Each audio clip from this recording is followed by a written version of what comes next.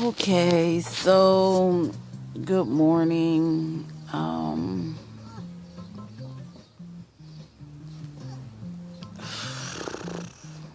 It has been a little while since I posted, and it's a lot of people interested in me or my life or whatever, and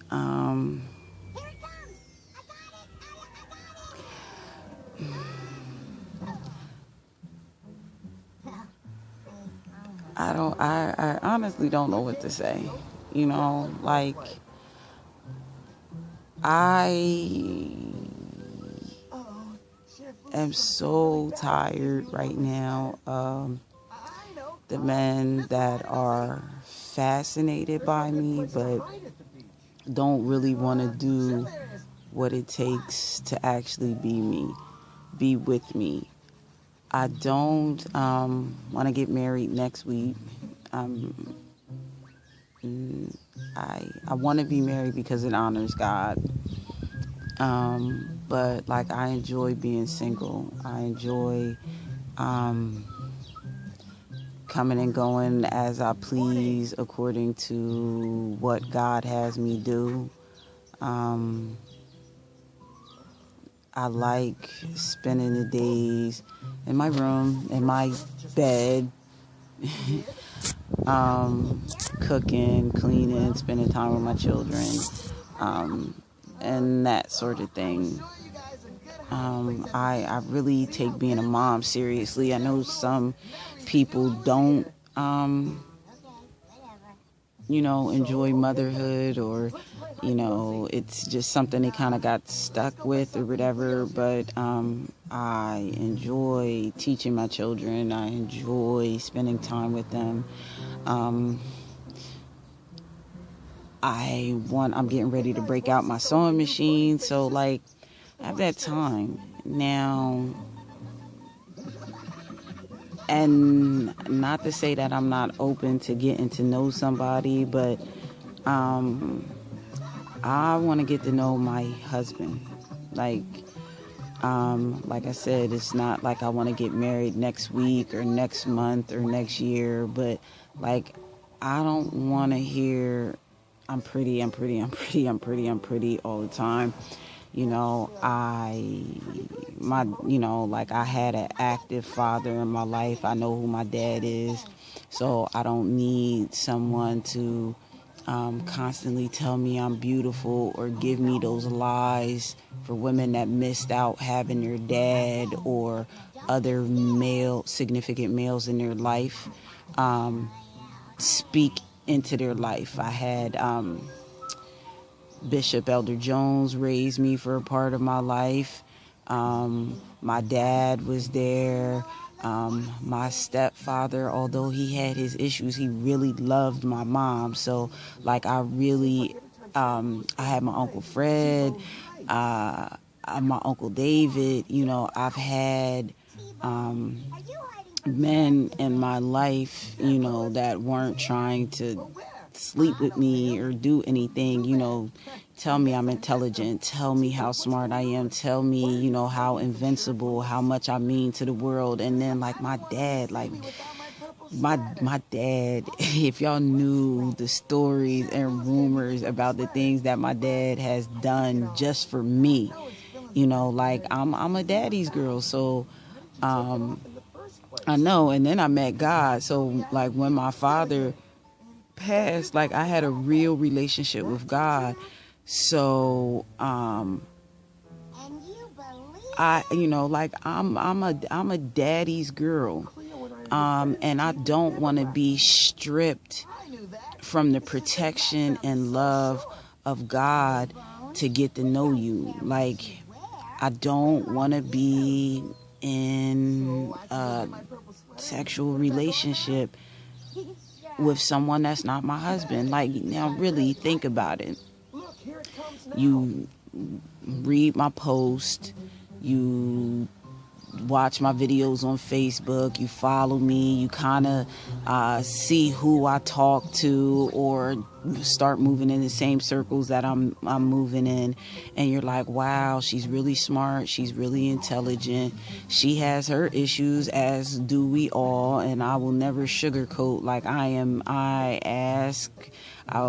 was talking to my son's dad today, and he was like, you are an amazing woman, but you are hard to be with, because you have super high standards and you're worth it, but then I come down off my standards, realizing that it is hard for somebody to reach where I'm at, because I am with God. I do know him. I really do know him, and he will show up and you will meet him fooling around with me. Ask anybody. Ask anybody. So, at this point in my life, like, I don't want to have to, as I posted a couple days ago, I don't want to have to tell God, kiss my ass so I can be in a relationship. It's not that I don't like sex, and with some of the issues that I have been through with men, the fact that I still actually, I'm not gay, I'm not bitter towards men or anything like that, and then I got this guy. Got that guy back there, looking out, and for the men that have been raised by single mothers, like this guy right here, do you really want to show up in my life and treat me the way other men have done your mom? For the men that have seen their mom get beat and weren't able to do anything about it, do you want this guy to do that? Because this guy is you. For the guys that you knew would just give you a side glance while they went into your mom's room and did what they want with her and never thought about you. Then when her heart was broken and she didn't have the energy or time to give back to you that you knew you deserved, because this man came in, used her, and left. So look at yourself. Do you really want to repeat that cycle? I'm a single mother. I have 4 children. Yes, I have desires, and I, think about them, but like, God has really put that in check, and I just, if I'm going to spend time with a man, because y'all are still coming out the woodwork and like hard, I don't mind going out on dates, but like, I want to be chaperoned. I don't want to go out past 10 o'clock, because, I'm not Muslim, but, there's a great either ayat or hadith, when a man and a woman is alone, Satan is the third party. Whether you're Christian or not, and we've gotten away from, especially in Western culture, and even as Christians, where we can hang out, we can get to know each other by doing the boyfriend, girlfriend, all that other type of stuff without commitment. And in 1 Corinthians, the 5th, 6th, and 7th chapter, and I wrote it on my Facebook, so look through my notes, like the mysteries of sex, and why, having illicit relationships with people is so dangerous, because God created sex for us to bond with, naturally. And then if you don't have any intention of marrying the person, not, I'm gonna have sex with her, I'm gonna use this person. And women do it too. So I'm gonna be with this guy and I'm gonna get all I can get out of it. And you really you're not just using them, you're using their soul. You're using their anointing, you're using their gift, their passion for God, and you're twisting it and corrupting it, and you're ruining it for their future husband or wife.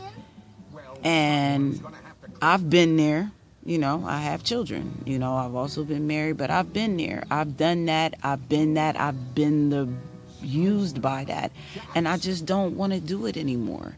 It's not nothing personal, against you as an individual person or whatever, but I just don't want to compromise. Like, with everything that I've been through, I know that I am a monumental gift. Like, being with me is like being with a mountain. This one guy, he said he was an alpha male, but I was an omega female. Like, I really am I really am something, and it's not because of me or the clothes I wear or my education or whatever. It is because of what God has said and what he is doing. Like, I'm discovering as he's preparing me for marriage, like, how much spiritually he's given me, the insight, the wisdom, the compassion. Like, I am not just a beautiful person, I am a beautiful soul. And, my compassion, my love for people has no bounds. And I don't want to waste that. Then I have that to look forward to. Like, I have that to groom.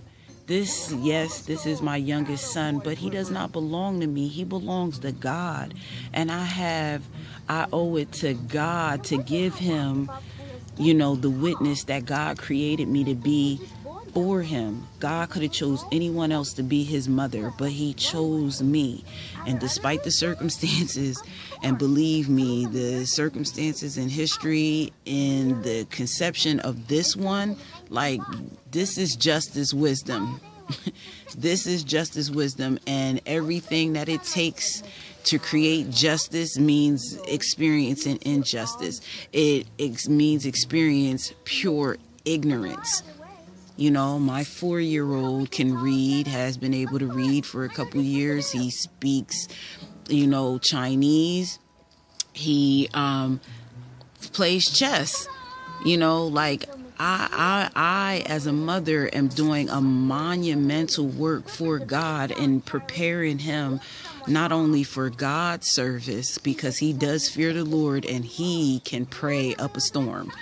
He is that boy. That movie is That Boy, or It's About a Boy or something like that. That's him right there. He has fear of the Lord. He's a good steward. Helpful. He is going to be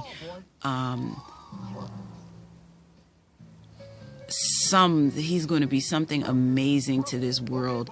And I don't have the right to introduce him to a whole bunch of people that will destroy his idea of manhood, or that would corrupt it by allowing a man to come in and corrupt me. So, I owe God, because he made me steward, not over of him, but 3 other children, and he's given me the ability to foster other children. Like, my life is not my own. It belongs to God, and I can't just do what I want with it. You think, like, I'm 34 years old. You think I don't enjoy, like, I'm Christian. I'm human. And I'm good. I'm good at what I do, and when I do it, and I enjoy doing it. But I don't enjoy the consequences of having to repent to God, of bringing another life in, because, God has, universal law and, will. So if I perform an act that is going to cause me or put me in a position to bring a child here, it's not necessarily God's will. Just like Abraham, Sarah, and Hagar, his Egyptian slave, they did something natural and God put law in there, so you produce, but his favor, his will, his destiny will be produced the same way, but out of his thought, not out of your greed or your fear or your lust. And I don't want to put myself at risk for producing a child, getting an STD, or just the emotional hurt or attachment of the spiritual divorce because we just decided to engage in something that God meant for us to bond, for us to become closer. Once, a man that finds a good wife finds a good thing and obtains favor from the Lord. If you're going to engage in something that God intended for us to bond with, and then not complete the marriage contract or not do what it was, we're still going to divorce. It's just going to be spiritual. That's why it hurts so much. You can't eat sometimes being in a relationship, or going through that. And even sometimes if it's not just, if you don't engage in sex, that intimacy, 4-letter word ending in K, meaning intercourse. Talking causes intercourse, and you're engaging that person's spirit, that person's heart and emotions. You're absorbing them, in just conversation and getting to know them. So, I'm not going out with you at night.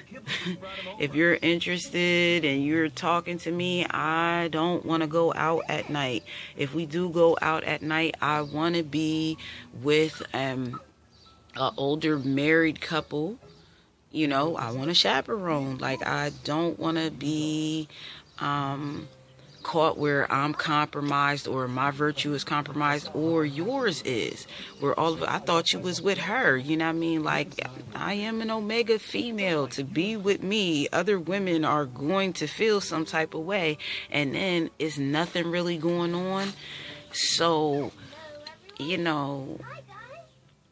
if you're interested, and if you're going to inbox me and you are thinking about, like, what you really need to think about is finding somebody that you trust, and somebody that's going to make me feel comfortable. Not that, oh, well, I got these two to come out with me, but then, he's cheating on her, she's cheating on him, or they're not really in a relationship, or you think, oh, we're just going to go hang out, and then like a half an hour in, they got some excuse where they got to leave. If they got to leave, I'm leaving. If you want to have lunch during the day in an open place, where we can be held accountable for our actions, then I'm up for that. I am not up for, you cannot come to my house. This is my children's sanctuary. They don't need to meet you unless, it's serious. Then if you're Muslim, not that I really want to be with a Muslim guy, but the spirit is familiar. I was Muslim for a while. I've done the Sunnah, Shiite, Ansar, Nation of Islam. So I know all the protocols. So it's familiar. So yes, some of my ways will appear Islamic, especially if you're a modern day Christian and you're not really serious about your faith. You just listen to Paul and say, God, forgive me, and excuse the actions, and you don't really have a heart that's circumcised, and you're not sanctified or consecrated. So no, you're not going to cover your hair, because your hair is now your covering in Christianity. So you will take your covering and make it an adornment or a spectacle or a display, which is still against, Christian law. But, y'all as Christians, and I shouldn't say y'all, as Christians, yes, y'all, because we're not in the same category. There are a wide common practice sect of Christianity. I was raised apostolic, so, I will do the doily on my head, but I also cover my hair like a Muslim sometimes. I also wear my hair longer, and will add some extra stuff to it because I do take my hair covering as, serious. So like I will add some extensions or some other things to it, and keep it longer as a covering. My natural hair, if I rarely do I have my natural hair out without something braided in it, just to respect the covering that God has over my head.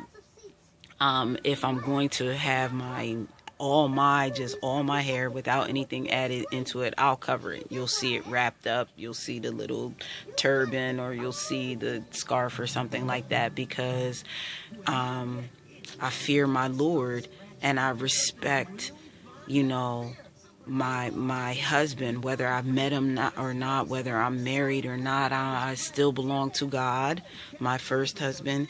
And then when he decrees and declares on earth as it is in heaven, a man he will give stewardship over my life as a helpmeet to him, to help him reach his God-given potential. I will engage in that service, and then my hair belongs to my husband.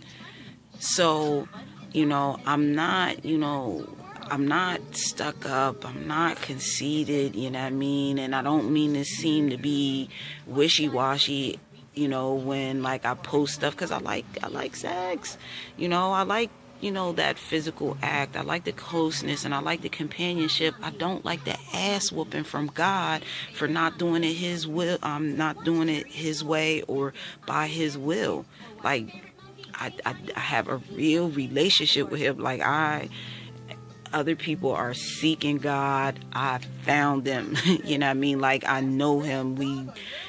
It's real serious between me and him, and he speaks, and I listen, you know what I mean? And when I don't listen, like any other child, like I get chastised, and I don't like the correction, you know what I mean? I love the correction, but I'd rather be obedient than sacrifice time, money, heartache, or whatever, because I didn't want to do what God said, and I just wanted to cheat. And I'm cheating myself, I'm cheating my husband, you know what I mean?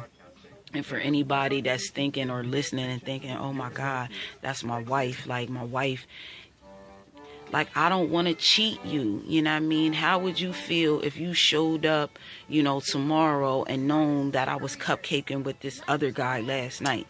You know what I mean? And trying to explain, well, we didn't really do nothing. I was just there till 3 o'clock in the morning talking. But you have known in your heart, you have sought God for me, and now all of a sudden I have to come to you with that. Or, now I'm now pregnant with another man's child because I couldn't wait because I didn't have no self-control. So,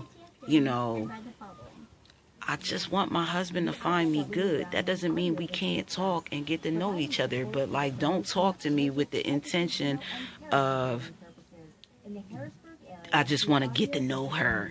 That's my dream girl, and it's just a fantasy coming. Like I'm so sick of the guys that are coming out of the woodwork with they're just happy to be with me, even if it doesn't develop into anything. Come to me with the intention of serving God, and I want to know if you're my wife. Like with the intention, and spend the time. Ask me the questions that you need to ask me to know if I'm yours. She has 4 children. Does she want to have more children? What kind of debt, if she has any? What are her educational goals? If you're Christian or Muslim or whatever your religious belief is, what does she believe about God, and what are we gonna tell our children about this? Where do you want to live? Where do you want to be in 5 years? I have my own company. Will I still be able to run my business as is and be your wife? If I make more money than you, how do you feel about that? It's 1,000 things that you need to ask other than, you're cute, or who's the last person you've been with, or when's the last time you've done that. Like, all that stuff can come. I can easily, the world can tell you that. I can post my my medical history on Facebook, and then you'll know she, the last time she's done this, when's, whatever, but ask me something relative to your life, like, can you afford to take care of me? I have children. How do you feel about my children? If you have children, what kind of mother, what kind of woman do you want them to see? Do you have baby mama drama? Do I have baby daddy drama? No, what do you want with me, and then figure that out, and then fear your Lord while you're doing it, because I fear mine. Like, I fear God, and I don't want the ass whooping. I don't want the ass whooping for doing something that I know, because I already have kids. Like, we know, and if you have kids, you know how it ends. Why would you want to go through that type of heartache and pain just for, couple hours of sex, or a couple months, or just to be able to say I went out with her and she's cute, or she's pretty, or she's whatever you think. I'm God's. That's what you should think. That's what you fear first. I'm somebody's mother. I'm somebody's wife. I am somebody's daughter. And put me in that situation with all yours. If this was really my wife, would I want to treat her this way? If this was my daughter, would I want a guy treating her? Would I want my daughter treating her? Would I want a guy treating her the way I'm treating this woman right now? Because trust and believe, because there's a couple people that can testify to this fact. What you do to me will eventually happen to your daughter. Sooner rather than later, fooling around with me. So, how do you, do you want that you sowed that seed into my life, and your daughter is going to reap the consequences? If you've seen your mother treated any other type of way, I'm a mother. My sons are you. If you've ever seen anything disrespectful or crazy happen to your mom, why would you want to turn around and do that to yourself? Again, like the Bible says, no man, harms his wife, because it's like harming himself. Everything you do to me, I am going to give it back to you multiplied. You hurt me, you're going to hurt yourself. Yeah. So I don't want to spend any more time wasting God's time because you don't know what you want. Fear your Lord, figure out what you want, and then talk to me. I don't have the time to put another 30-minute video out here because another 100 guys have hit me up in my Facebook or have seen me out in the street and wanted to take 5 minutes of my time because they seen 2 minutes of my life on Facebook and now think I'm the one for them. And you still don't know what you want, or you don't have, you're not prepared. You start talking to me and then, oh, she's the one, but you live in your mom's basement, or you living in a car, or you don't have a job, or you don't have a means to provide for me. And you're like, oh, okay, well, she has her own, so I love her, I'm gonna be with her, and then just sit. Hell no, God provided this. I have 2 houses. Don't mean you can go live in the other one. You're supposed to, provide for me. God is supposed to give you the ability to give wealth so you can not only maintain yourself, but me and everything. Because if God is maintaining me, 4 children, and 2 houses, and giving me stewardship over my uncle's car, because I honestly do not like to drive, but my uncle, saw fit to, give me his car, and I have to pay for that, but God is providing for all this. God is providing for all this. And I mean, check the bed out. Like, I'm not bougie, but I have really high standards, and I have a quality of life that doesn't call for Rent-A-Center. We talking Ashley's, Wolf's, and up. Now I do sew.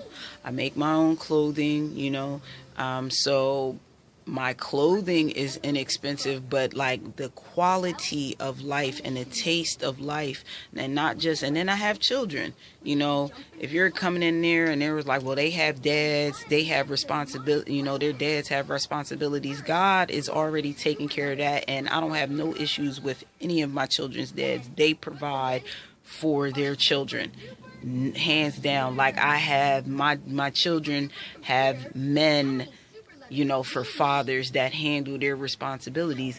But at the same time, God has put us together to become one. So you have an obligation to God to show the best example of manhood for them, because even though their father are men, they are not here.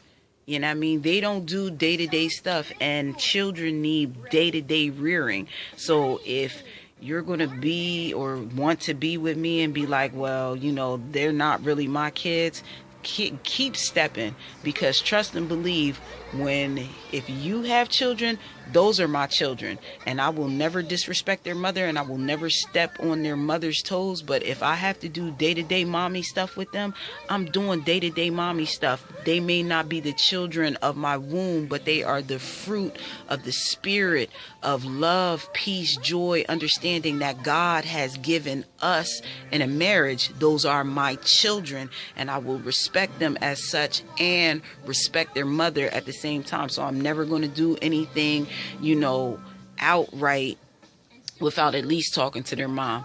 We may be married, but like, listen, if you're going to feel disrespected, or it's going to cause a discord in my husband's life for me to show up at the child's birthday party, even if we're married, guess what?